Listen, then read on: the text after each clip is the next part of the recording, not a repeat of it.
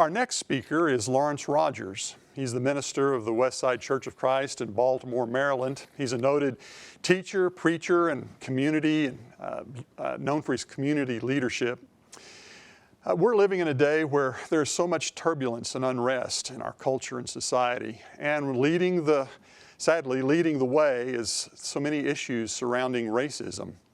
So we've asked Lawrence to take some time and reflect theologically about the cultural dilemmas and dynamics that are in play today, and I believe we're going to hear something quite remarkable in just a few moments. James H. Cone, a noted black theologian who just passed away, once said, I want to get the quote exactly right, "Any theology that does not take into account the theme of liberation is not Christian theology." Well, I think Lawrence is going to make that truth very clear in what he's going to say in just a moment, all about liberation. But I've got to put in a surprise claim here for you. I want you to pay close attention. The liberation that Lawrence is going to talk about is not something merely out there. He's going to come right down inside each and every one of us. Let's hear our brother Lawrence.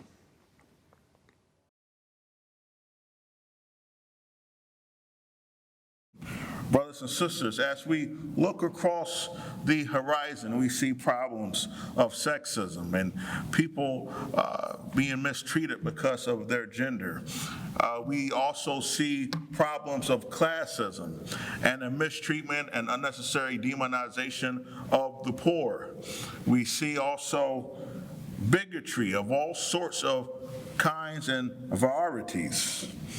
What is the driving force with all of these issues? Because I think that sometimes we might miss the mark when we talk about this.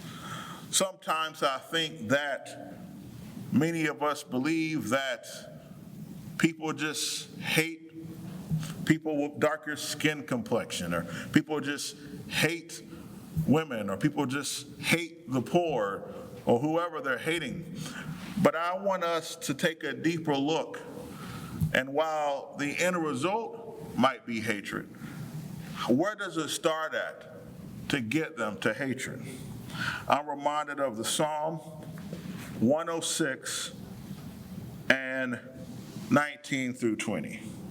It says that the people made a calf at Mount Sinai. They bowed before an image made of gold. They traded their glorious God for a statue of a grass-eating bull. I think about Exodus 32, which is known as the story of the golden calf. Moses had left to get a great gift for the people, and that gift was the law. And while he was gone, the people decided to fashion themselves up a golden calf that they could worship.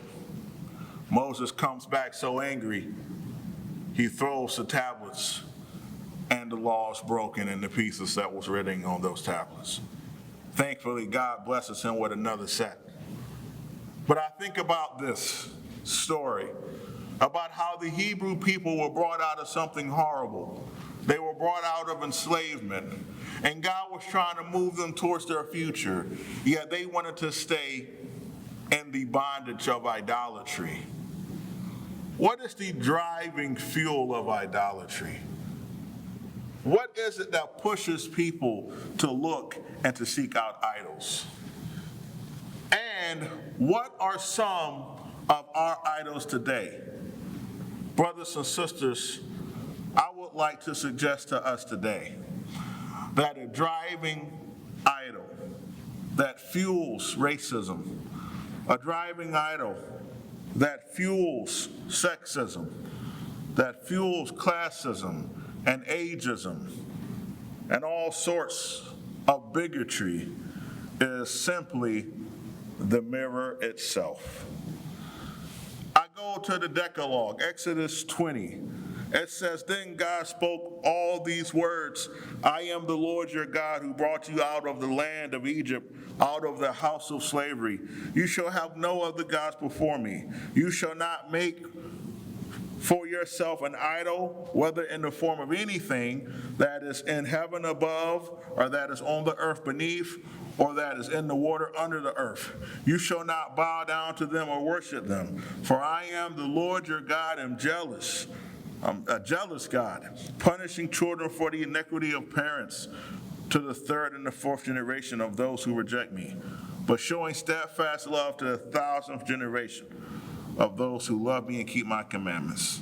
You shall not make wrongful use of the name of the Lord your God, for the Lord will not acquit anyone who misuses his name. Brothers and sisters, I want to suggest today that at the heart of all sorts of bigotry, at the heart of it is the idolatry of the mirror, the golden calf of our age. Individuals who would like to deify their particular brand of person. And this problem is not something that is a problem for only one type of person. In fact, the belief that the problem of narcissistic idolatry or group narcissistic idolatry is something that is limited to one type of person is in itself the problem. You see, if we were to turn our Bibles to Romans 3, we will see the following. Romans 3, let us read down to verse number 21. And this is what the Bible reads. It says, "But now, apart from the law, the righteousness of God has been revealed, being testified about by the law and the prophets. That is the righteousness of God through faith in Jesus Christ to all who believe. For there is no distinction." And that there, my dear family, is where the problem lies. That individuals try to find the distinction to say that I am not flawed. My type of person is not flawed. My particular political group is not flawed. My age group is not flawed. And sometimes it's not that we're not flawed, but we'll say that this group is a little less flawed than that group. Sometimes we'll put a measurement on the flaws to suggest that one group has more flaws than another group. Brothers and sisters, the text goes on to read that yes, there is no distinction, for all have sinned and fall short of the glory of God. All have sinned. And see, what happens is that people try to create in their mind the ideal person, the quintessential human. But see, and by doing so, trying to create that ideal person, you have in your heart and in your mind tried to create a God. No human is ideal. All humans have sinned and come short of the glory of God. So in other words, we are all fallen, we are all broken, and we are all in desperate need of the grace of God, despite what race we may be a part of, despite what gender or class we may live in. We get into an extra problem, however, when we take this problem of idolatry, group narcissistic idolatry, this golden calf of our age, we get into more problems when we take that and we find ourselves in places and positions of power. Because then we can write into legal codes or write into church liturgies our own idolatry. And at that point, we can cause for nations and even organizations, such as the local church, to practice the idolatry by default because we have written it into the tradition or we have written it into the legal code. And I believe this entails a lot of the problem that we are trying to resolve today in our society and our world. Interestingly enough, in the Hebrew, when we read about God's righteousness, in the Hebrew, the word righteous is oftentimes synonymous with justice. See, God is a God who deeply cares about justice. In fact, when Jesus comes, Jesus says in Luke 4, down about verse 19, he says that he has come to liberate the oppressed, to set the captives free, to give sight to the blind, and to declare the year of the Lord's favor. So this is a major part of God's work. So I want to suggest to you today that if social change is to happen in America, if righteous change is to happen in our churches, we must burn our golden calves. We must do it. We must burn our golden calves. Brothers and sisters, it is sad that we cannot even see how our society practices idolatry, because so many people have become so used to it. When we are fighting over keeping statues up, we have an idolatry problem. We have an idolatry problem. Brothers and sisters, when we are debating during a pandemic whether or not we should wear a mask because we don't want to make politicians look bad or we don't want to send a political message, brothers and sisters, we have an idolatry problem. When we are willing to divide, offend, and hurt our brothers and sisters with a flag which is to so many a representation of their enslavement, so many in American society see it as a representation of the enslavement of their ancestors. When we're willing to divide and to offend and to hurt over that, brothers and sisters, we have an idolatry problem. Dr. George Kelsey was quoted in Dr. King's book, Where Do We Go From Here? He wrote a profound book entitled Racism and the Christian Understanding of Man. And it states that racism is a faith. It is a form of idolatry. In the early modern beginnings, racism was a justificatory device. It did not emerge as a faith. It arose as an ideological justification for the constellations of political and economic power which were expressed in colonialism and slavery.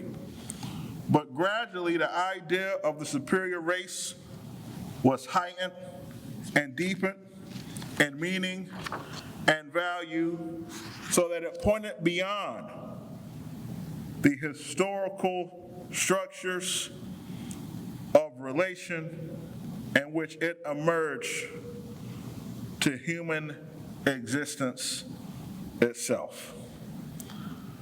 Brothers and sisters, let me also share with you another quote from Race, Science, and Politics by Ruth Benedict.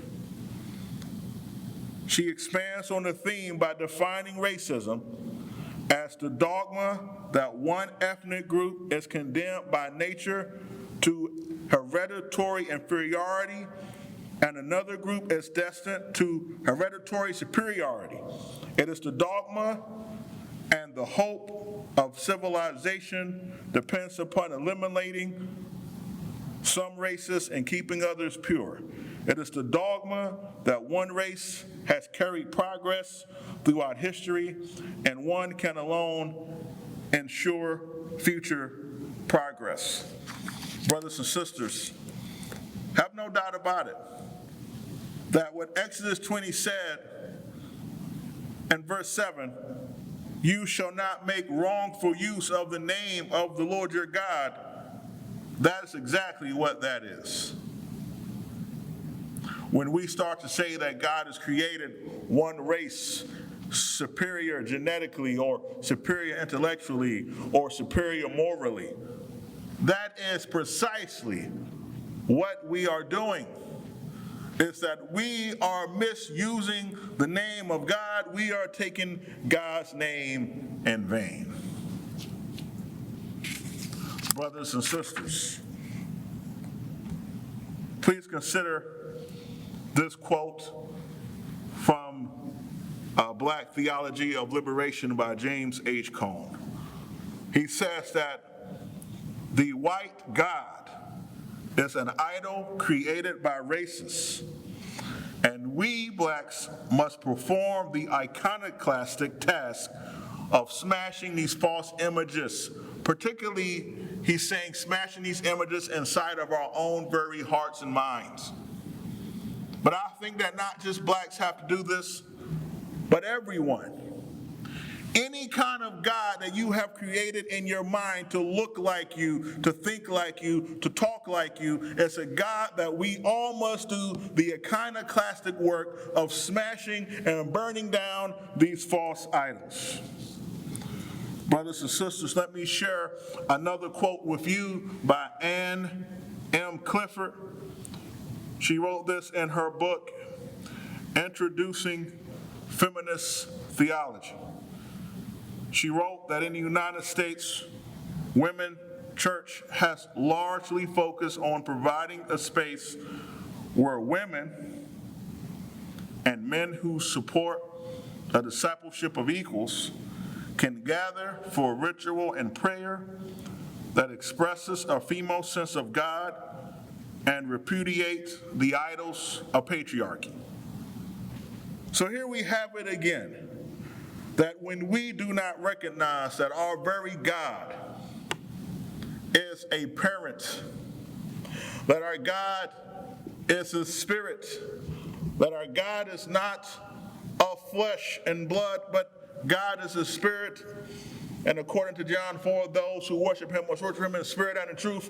When we fail to recognize this truth, when we fail to recognize this reality and we create God in our own image, we can create God into a man like us with our flaws. But God is a spirit who must be worshiped in both spirit and in truth.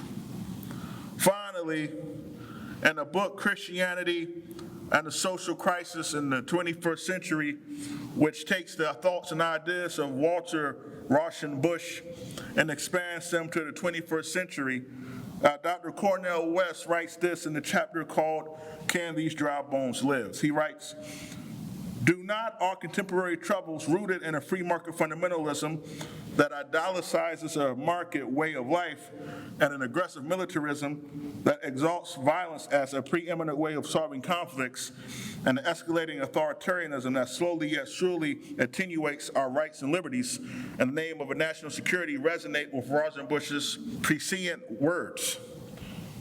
Nations do not die by wealth, but by injustice.